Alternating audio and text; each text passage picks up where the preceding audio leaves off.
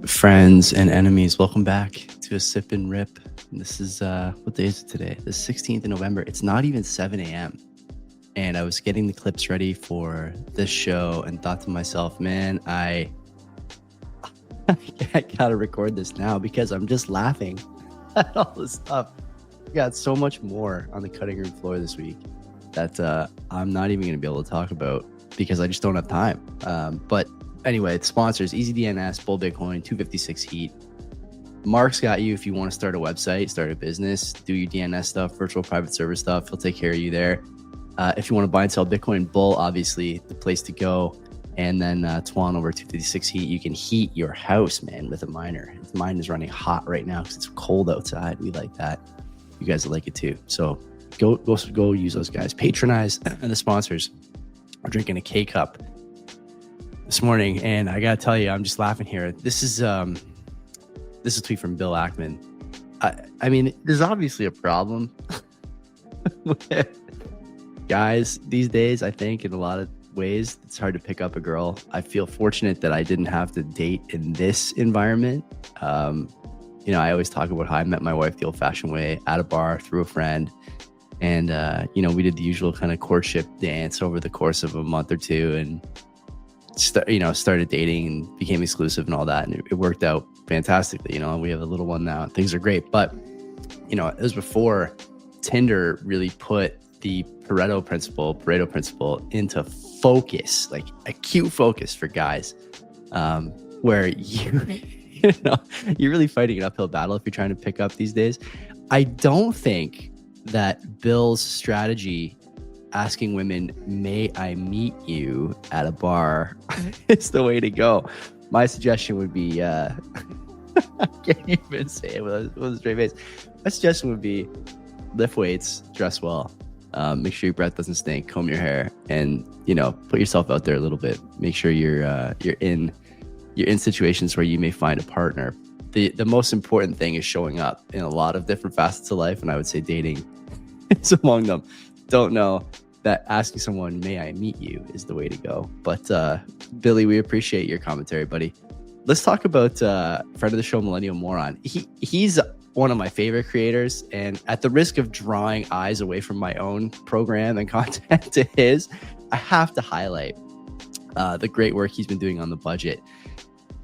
There's a couple of things here that bother me about the way the budget was handled by specifically the media and maybe even more problematically the opposition. The conservatives haven't looked at the budget, I don't think. They probably will look at these videos that he made. I'm sure these are floating around the party. I think the last I looked on YouTube, these videos had like 50,000 plays. They've only been out for a couple of days. So he's doing numbers over there. And also has a Canva membership like the rest of us. We're all just putting stuff on fire in the thumbnails. This is the clip that I want to show because obviously Carney and the Liberals did a great deal of chit chat during the election campaign and leading up to the budget, the PR push that these guys really made. They did a lot of talking about operating versus investing. What is the difference between operating and investing?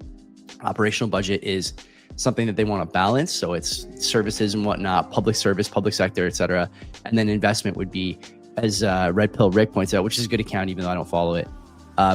Capital investment is stuff that's going to help grow the economy, better the country, things that Canadians can expect a quote unquote return on. Now, the obvious sort of, catch-22 here is that if it was truly investment, what you would expect to see is a monetary return. And if there was a monetary return to be had, then the private sector would be doing it. They're not doing it. And so can you really say it's capital investment? I don't know. But Millennial Moron did some digging because that's what he does. And I want to show this clip from him before we go on any further.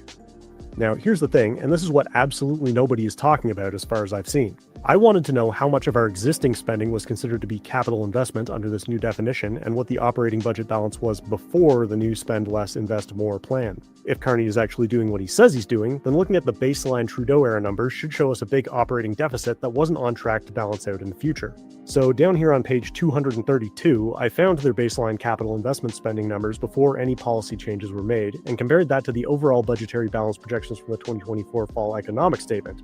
And it turns out, according to the definition they're using for capital investment, the operating budget was already balanced before Mark Carney took office. I put together this chart showing the operating budget balance starting in 2024 for the status quo projections from the fall economic statement, and as you can see, it's already in a surplus in 2025 and every year going forward. In other words, in his campaign to become leader, Carney said the Trudeau Liberals lacked fiscal discipline and he would bring the operating budget back into balance in 3 years by spending less and investing more. Then they defined capital investments so loosely that the operating budget was already balanced under this new definition, then added so much new spending that the operating budget won't be balanced until 2028. He's throwing his hands Balancing up in the operating budget by starting with an assumption that the operating budget already is balanced. Classic economist move. This isn't so much fiscal discipline as it is just putting a balanced budget on our vision board and manifesting it. Personally, I'm kind of surprised that the budget has been out for a week now and nobody in the media has picked up on this yet. For that matter, the Conservative Party hasn't picked up on it either, maybe because they aren't actually reading the budget that carefully. I mean, you only know about it because you subscribe to an unpopular YouTube channel that started out as a TikTok comedy series. Just great stuff. Like, this guy is brilliant. I like his stuff. We don't agree on everything. You know, he was on the show a little while ago talking about Bitcoin. We don't agree on that, but like, it's just so easy to look through a budget and ask a question about what is operating, what is capital, and how are they defined in the past, and look at the accounting for them. He's done it. No one on the conservative side has done it. There hasn't been a single press release, media clip. Andrew Scheer hasn't said anything. Poilievre's still talking about the same nonsense. Terrible politician, terrible politics from that side of the aisle. And it's no wonder that people are crossing. Worth noting, although I don't have it in the tabs here, it's worth noting that I don't want to say liberal government, but they're in power, and so they've put out a new job posting for a PBO chair. And the Parliamentary Budget Office is supposed to be arm's length and give good information not only to the press and the public, but also to politicians about how their spending is going to affect the budget and the fiscal picture for the country. They're now, after the last 3 months of Jason Jacques going out on every media outlet that will have him and roasting basically the liberal budget and spending plan. Now they're trying to fill his seat because he's in term. They're trying to fill his seat with someone who has discretion and tact. Incredible stuff from the Liberal government in terms of transparency. So I recommend going to watch this video. It's about 15 minutes long, I think, from Millennial Moron, but you have to see the stuff that is in this budget. It's crazy. Len and I talked about it a bit, but we didn't dig in this deep.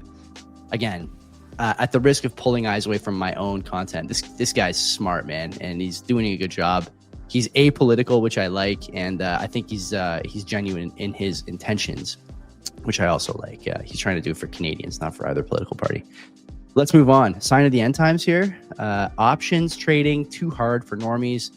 So they have this, it looks like gamified options platform. I'm going to play the video. If you're on audio only, you might want to just head over to YouTube and look at it. It's very short, but it is hilarious. It's like a tap to bet options trading platform. I mean, this can't be the financial market. He's going long and short on Ethereum by tapping squares on a grid as the price moves. From what I can only imagine is a 1 minute chart, it looks like. So, pretty wild. I would say, yeah, this is bad. It's very bad. Very bad stuff. Let's keep moving. We also have this clip from Red Pill Rick again, a second time. Again, it's early in the morning. Sorry about that, but this Millennial Moron video is something you got to watch. Let's talk about what's going on in Vancouver. Vancouver, obviously, in the news because they're basically giving land away to natives because someone's great grandfather fished somewhere a bunch of years ago. I don't know what the story is there. Talk about not being able to read the room. Vancouver Sun running an opinion piece yesterday. The title, "How long must I live in Canada before I am no longer a colonist or a settler?" Like, I get that there's some commentary floating around about this stuff, but I would say that it's best to just leave this topic alone and start treating this differently. My suggestion, as I've mentioned on the program before, my suggestion is just to laugh, dismiss, and eventually stop engaging with the Aboriginal community. I hate to say that because it's not all Aboriginals that are like this. In fact, I think it's mostly band and tribe leaders and other authority figures in these communities. I know I live in Dundas, but when I lived in Hamilton, there was a story back in 04, 05, 06 with the band that lives out in Caledonia. Those those native territories, they basically blocked off, I think it was the Argyle Street Bridge, with a tire fire for weeks. And I remember at that time when I was a lot more liberal, one of my positions was that we should engage with the band. And obviously I was in university at that time. And so, the poison was coming in all directions as far as like my thinking. In retrospect, and looking at this sort of story in Vancouver now about the land claims, in retrospect, the solution is to disengage completely and tell them to follow the law of the day, not the law of 200 years ago. Those deals, good, bad, ugly, or otherwise, are no longer binding. I would say that we've given tons of money to bands all over the country.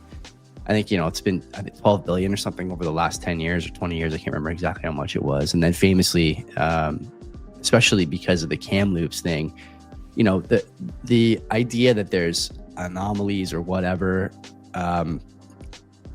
that band that made that claim was given millions of dollars to dig on those sites and refused to do it. They took the money, never did the dig. That should tell you everything you need to know. I'm not going to go any further than that. Let's talk about what's going on in the States. Oh my God, you can see in these advertisements, I've obviously bought tons of boots in the last little while. Another socialist wins in Seattle. We just had Mamdani win in New York, and now we have Katie Wilson winning in Seattle. She's 43 years old, lives with her parents and off of her parents' money. There's a physiognomy element here. Like I can smell this photo, like the kids like to say. Just greasy hair, no sort of put together image here. Clearly no media savvy person working on the campaign. And, she's managed to win an election based on, again, unaffordability, I think, in a lot of ways. I've heard her speak about progressive tax ideas she has, which of course is just a farce at this point. It's taxing the rich more to pay for the parasites in society. Seattle, obviously, an incredibly liberal city, completely gone the wrong way over the last 5 years, 10 years, and continues to go that direction faster and faster, which is nuts to me. I will note that I just saw a advertisement for Fresh Breath pop up on this video, which is funny because I think a lot of people watching this video probably need that. This campaign was driven by a deep belief that we need to expand the table to include everyone in the decisions that impact their lives. That's what we'll be working to do every day as we set up this new administration. Wilson secured her win by advocating for progressive proposals, including introducing city-run grocery stores and taxing the rich. Where have you heard that? Also vowed to Trump-proof the city. These people are not serious people. They're clowns, and they're voted in by people who are stupid. The problem, like I've said a million times, is that soon stupid people will outnumber smart people in a lot of these major metropolitan areas in the States and Canada. It's already happening in Toronto, Vancouver, and other places. And so you have two choices as someone who's a net producer. You can either stay and, submit to this humiliation ritual where somebody who's never done anything in their life and lives with their parents tells you that you're not paying your fair share, or you can leave. And I think a lot of people are going to start leaving. We're seeing that all over the place. Let's listen to Miss Wilson here talk about how she's not going to let grocery stores close stores anymore. Interesting. Good idea? Bad idea? I don't know. Let's tune in. Access to affordable, healthy food is a basic right. We cannot allow giant grocery chains to stomp all over our communities, close stores at will, and leave behind food deserts. Together we can build a Seattle where fresh food is for everyone, not just for those who can afford it. Food deserts are not natural. Corporations create them when they abandon our communities.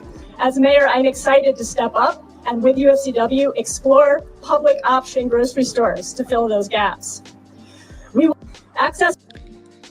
Food deserts has always been an interesting concept to me. It's a relatively new concept as far as mainstream coverage. I hadn't really given it much thought until a couple of years ago when I started to see a lot of it doing CBP. The food desert idea only holds, I shouldn't say it only holds weight, but the reason that people care about food deserts is because if you find yourself living in one, you do have a problem getting food on the cheap and somewhere close by. So if you think about somebody who's low income, they don't have a car, they don't have a means to travel, and maybe you don't have time because their job is a little unforgiving as far as scheduling or hours.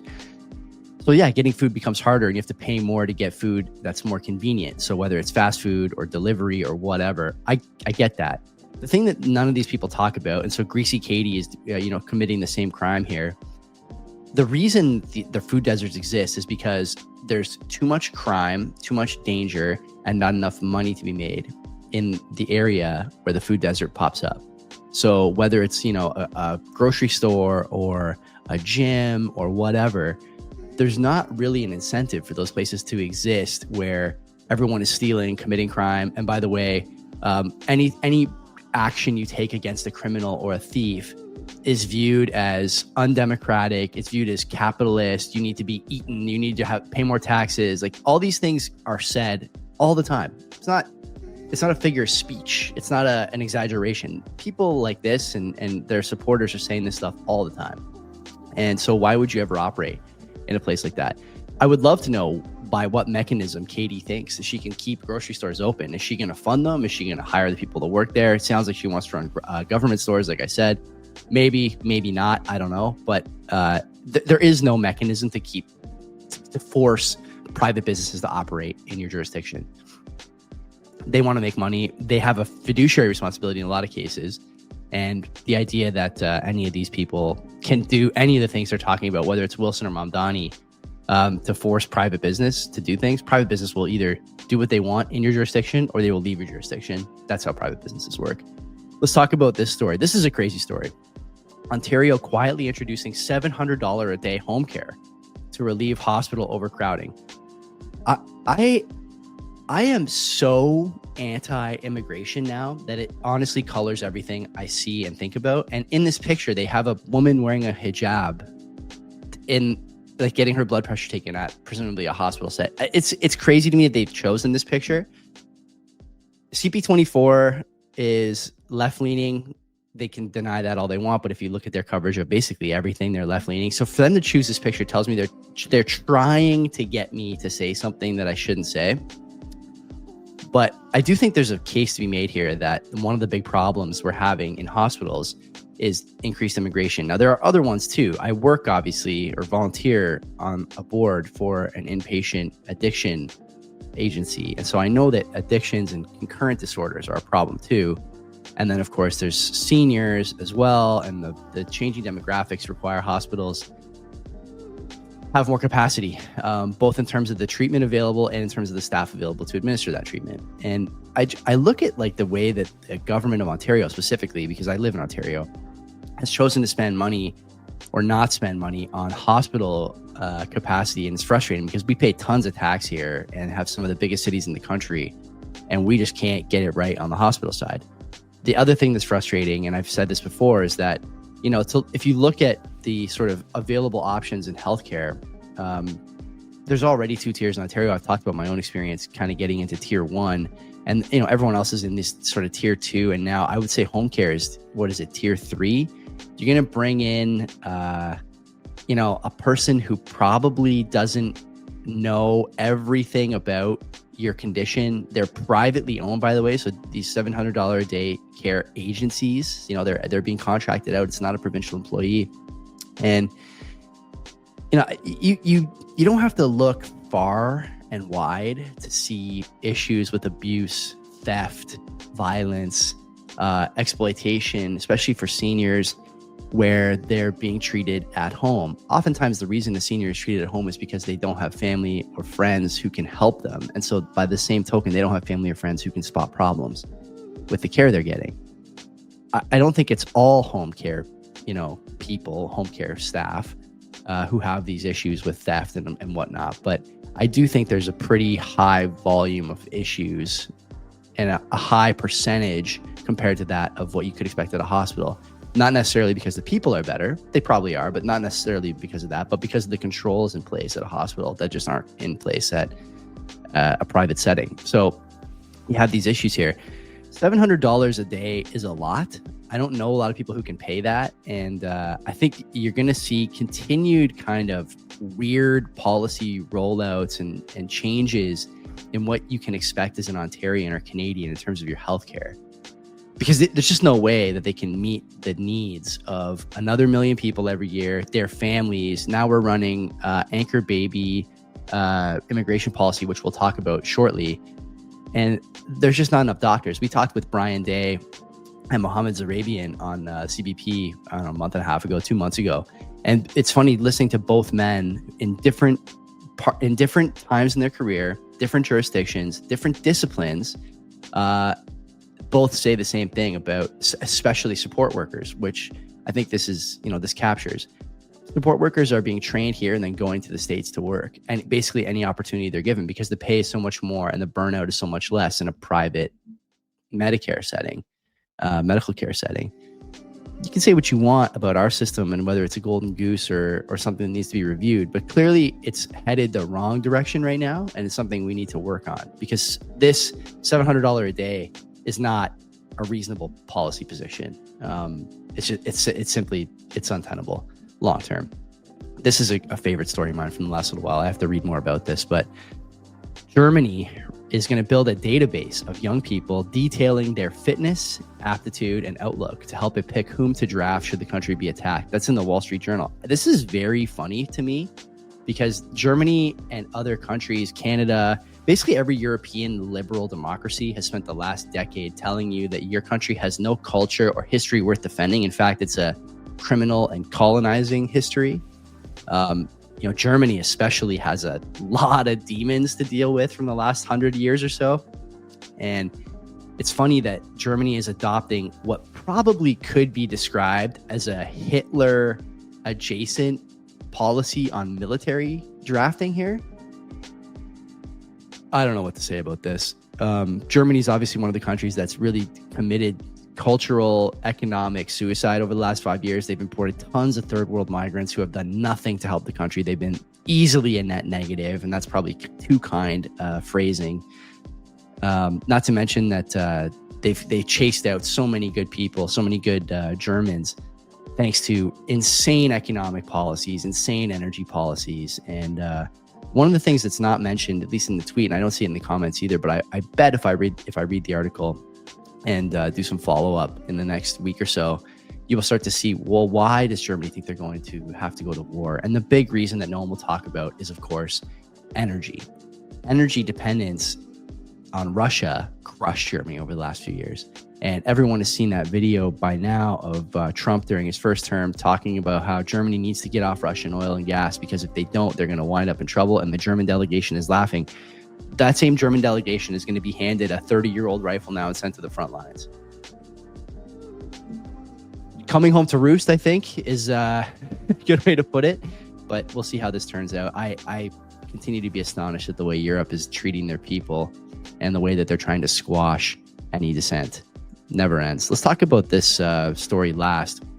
This has got to be a record-breaking marathon here. I can't believe I'm still talking. Need a sip of coffee. I'm doing too much ripping, not enough sipping on these things. This is from friend of the show, Ben Rabideau. Some takeaways from a study from Stats Canada on foreign-born mothers. Number of foreign-born babies has surged, or babies born to foreign-born mothers has surged, thanks to the boom in temporary residence. Canadian mothers not having kids.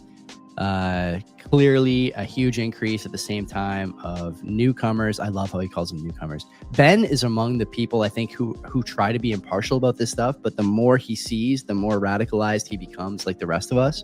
And I suspect, I don't know Ben personally, but I suspect that there is a slow cascade into what I will call like medium and high income earning areas of the problems that, if you're in a low income earning area, you've already seen for a few years with immigration and immigrants, specifically those from India.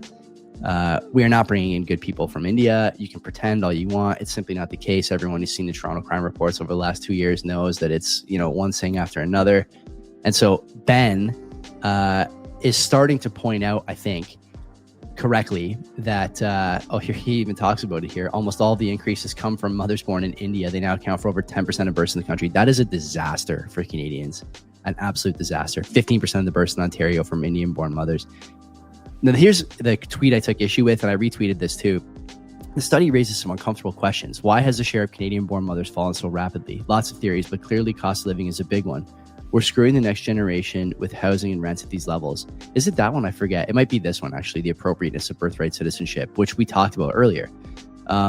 There is a policy in place, and I think more coming down the pipe here, that temporary workers who come to Canada to, pick potatoes or whatever they're doing, if they have a kid here, the kid gets automatic citizenship. And then through other legislation, there's a chain migration possibility where that one kid can bring in 10 people or whatever, grandparents, aunts, uncles, dependents, not to mention the gamed asylum system, the gamed TFW system, the gamed LMIA system, the gamed, I think it's the workers or mobility or something system as well, international mobility.